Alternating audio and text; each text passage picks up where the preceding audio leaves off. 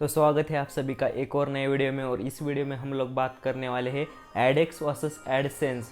कौन सा आपके लिए बेहतर है और कौन सा आपको इस्तेमाल करना चाहिए और किसका अप्रूवल आपको जल्दी मिल सकता है। तो आजकल मार्केट में बहुत ज़्यादा एडएक्स का नाम चल रहा है और बहुत सारे लोगों को बस एडएक्स और एडएक्स ही चाहिए, लेकिन किसी को भी एडएक्स का अप्रूवल किस तरह से लेना है इसके बारे में कोई भी जानकारी नहीं है। एडसेंस और एडएक्स में यही डिफरेंस है कि जो बड़ी बड़ी कंपनियां होती है वो एडएक्स का इस्तेमाल करती है, जहां पर उनके पास मिलियंस में ट्रैफिक होता है और उनको एड लिमिट और एडसेंस बैन इस तरह के जो प्रॉब्लम्स होते हैं वो एडएक्स में हमें देखने के लिए नहीं मिलते। इसलिए जो बड़ी बड़ी कंपनियां होती है, बड़ी बड़ी वेबसाइट्स होती है, वो हमेशा एडएक्स का ही इस्तेमाल करती है।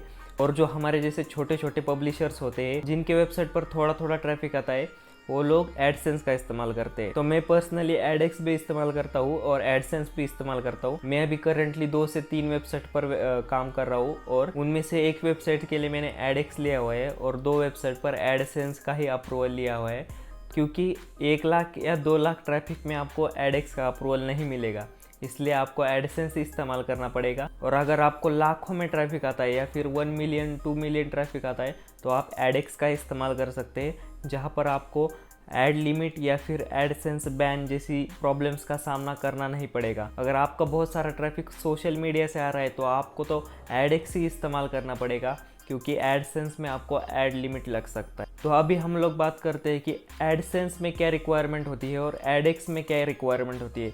सबसे पहली रिक्वायरमेंट एडसेंस में होती है कि आपको थोड़ा बहुत ट्रैफिक गूगल से आना चाहिए, ऑर्गेनिकली थोड़ा सा ट्रैफिक आना चाहिए। ऐसी कोई पर्टिकुलर रिक्वायरमेंट तो नहीं है, लेकिन आपको थोड़ा बहुत 1000-2000 ट्रैफिक गूगल सर्च से आना चाहिए।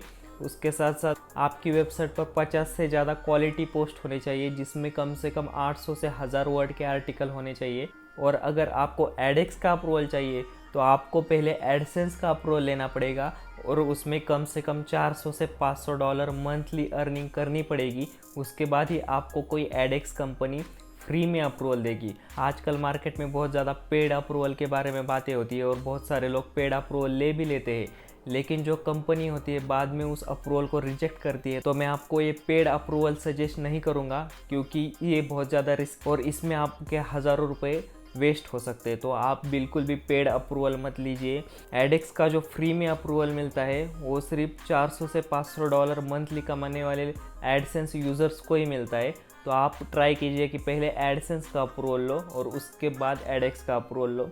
तो अभी आपको समझ में आ गया होगा कि एडएक्स जो होता है वो जो बड़ी बड़ी वेबसाइट होती है जहाँ पर मिलियंस में ट्रैफिक होता है उनके लिए होता है। जिनके वेबसाइट पर हज़ारों में ट्रैफिक होता है उनको एडसेंस का ही अप्रूवल लेना पड़ेगा।